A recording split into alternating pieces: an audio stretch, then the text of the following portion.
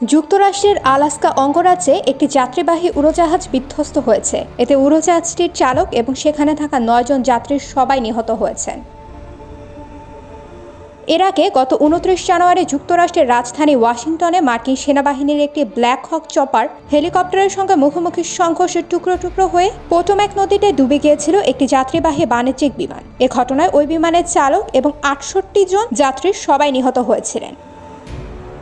আলাস্কার পুলিশের বরাত দিয়ে মার্কিন সংবাদ মাধ্যমগুলো জানিয়েছে, বিধ্বস্ত উড়োজাহাজটি ছিল মার্কিন বিমান পরিষেবা সংস্থা বেরিং এয়ারের একটি সেসনা ক্যাটাগরির বিমান। এই ক্যাটাগরির বিমানগুলো ছোট আকারের হয়।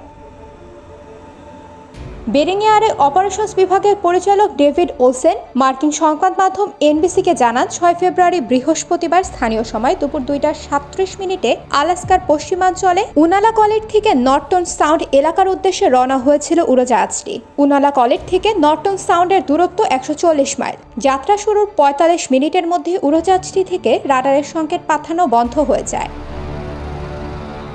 মার্কিন কোস্টগার্ড আলাস্কা অঙ্গরাজ্য শাখার মুখপাত্র লেফটেন্যান্ট কমোডর বেঞ্জামিন ম্যাকলিনটায়ার কোবল এক ব্রিফিংয়ে সাংবাদিকদের বলেন, রাডারের রেকর্ড বলছে সর্বশেষ বিকেল ৩:১৮ সংকেত এসেছিল বিমানটি থেকে। আমরা ধারণা করছি বিমানটির ইঞ্জিনে এমন কোনো গুরুতর ত্রুটি ঘটেছিল যার ফলে এটি বাতাসে ভেসে থাকার ক্ষমতা এবং ওড়ার গতি হারিয়ে ফেলেছিল।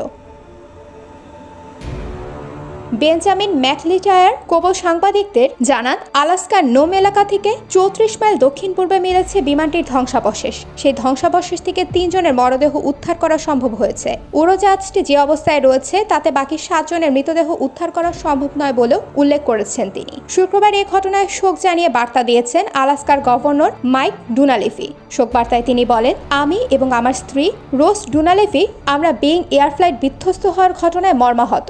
নিহত যাত্রীরা, বিমান চালক এবং তাদের স্বজনদের জন্য প্রার্থনা করছি।